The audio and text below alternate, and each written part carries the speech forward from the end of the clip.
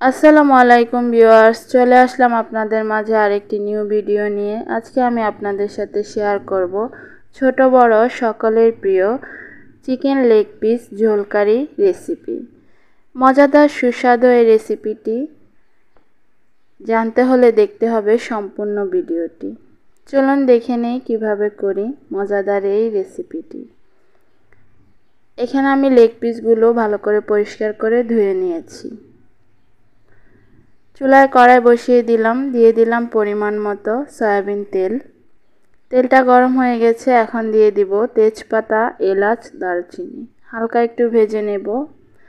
এখন দিয়ে দিলাম পেঁয়াজ কুচি। পেঁয়াজটা একটু নেড়ে চেড়ে নেব।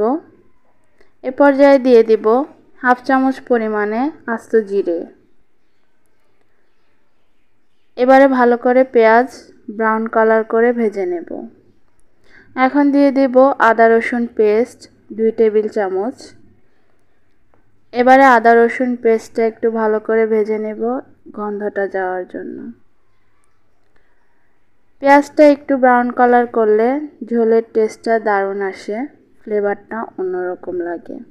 এখন দিয়ে দিলাম পরিমাণ মতো লবণ, দিয়ে দিলাম হলুদের পাউডার 2 চা চামচের মতো, দিয়ে দিলাম মরিচের পাউডার 2 চা চামচ, দিয়ে দিলাম ধনিয়া পাউডার 2 চা চামচ, দিয়ে দিব 1 চা চামচ পরিমাণে পাঁচফোড়নের পাউডার।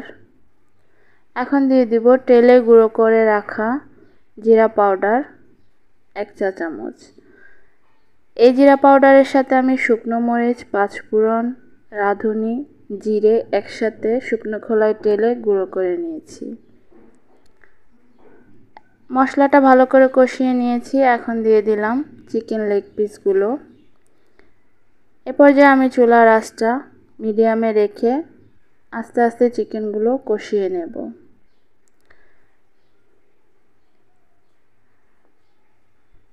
ঝটপট বানিয়ে ফেলুন মজাদার এই রেসিপিটি।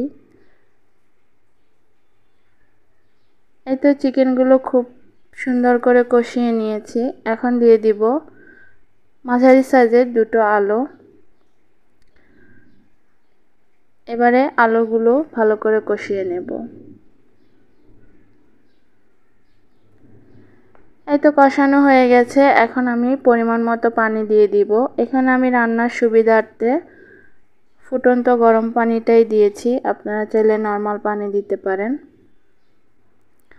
এবারে ভালো করে নেড়েচেড়ে চুলার আঁচটা বাড়িয়ে দেব।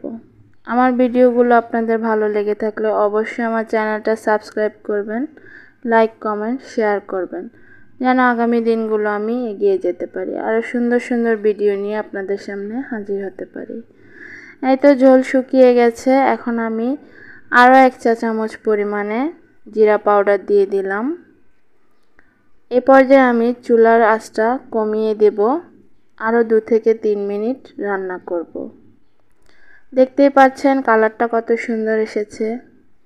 আল্লাহ হাফেজ।